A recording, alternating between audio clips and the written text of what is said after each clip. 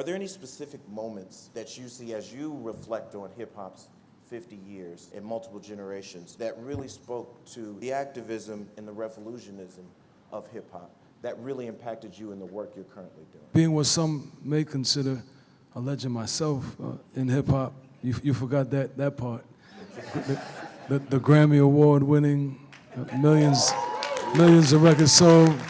That gentleman right over there gave me one of my biggest deals at Def Jam. But I think we're talking about the Vote or Die movement, that helped our 44th president of the United States get elected. Hip-hop was so active. And that was a moment, that was really a defining moment. Russell Simmons, Diddy, Jay-Z, all the hip-hop luminaries really came together to help with that election. So that comes to mind. See, y'all act like y'all don't remember Shyne. Y'all act like he wasn't one of the guys that we wanted to be like. He was where we wanted to rap like, and now I want to be astute like, because I'm gonna be a prime minister with him. Well, he is, but I'm gonna be right next to him. I'd just like to add that the impact, the second part of your question was how to impact.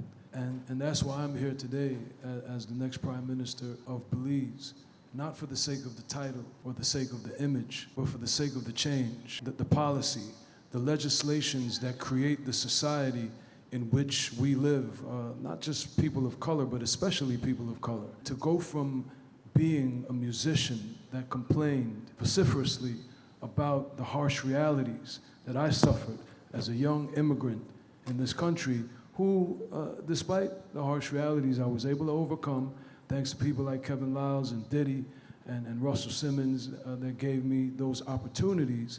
But there are far too many other people that are struggling in these urban cities. And to go from being the subject of that suppression and oppression to now being someone who has the power to create legislation and policies to uplift people, to empower people, to alleviate poverty, to do all the things that I rapped about, to solve all those problems, that is hip-hop. That's what Chuck D was talking about. That's what we all rapped about. Hip-hop has always been aspirational. Hip-hop has always been vivid in our descriptions of the reality and in how we'd like to see it manifest. And the ultimate level is the Oval Office and the office of the Prime Minister, and this is hip-hop. I want to pull on a thread in a statement that the Reverend made, that the role of the artist is to make the revolution irresistible. Specifically to Shyne and Kevin first, we want to come out of here with some solutions. What are the things we really need to do? I think a lot of artists are involved, but I think we have to come up with a new pathway to power. We have to evolve. And I think the next level now is that we have to find our own candidates for the Senate, for the House, and we were talking about local government, for the sheriffs, for the DAs, for all these people that are making decisions that are adversely impacting the most vulnerable amongst us. So we need to find our own candidates, and we have to maintain our integrity.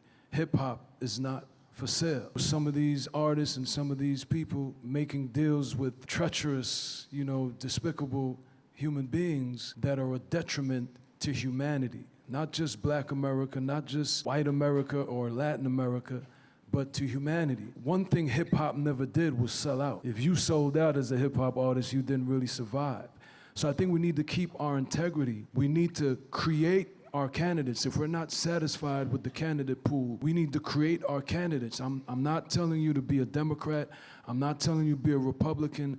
I'm telling you, we could be independents and we could demand the policies that we want and find the candidates. We have the money. We can finance our own candidates to make the implementation of policies that we need, because that's where we are now. It's all about policy. It's all about legislation.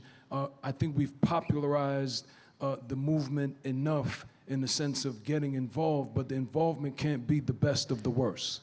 And I think that's where we are now. I see people, they meet with the Republican candidate for president, and it's like, well, I got to get that bag. It's about the money. You're driving a Rolls Royce and you're flying a private plane, but there's still police officers that are going to assassinate you because of the policies of that president and the climate and the hostility that they've created for people that look like you. So we can't be for sale. Again, if you don't like the two presidential candidates or you don't like the Republicans or the Democrats, let's create our own party. Hip Hop Party.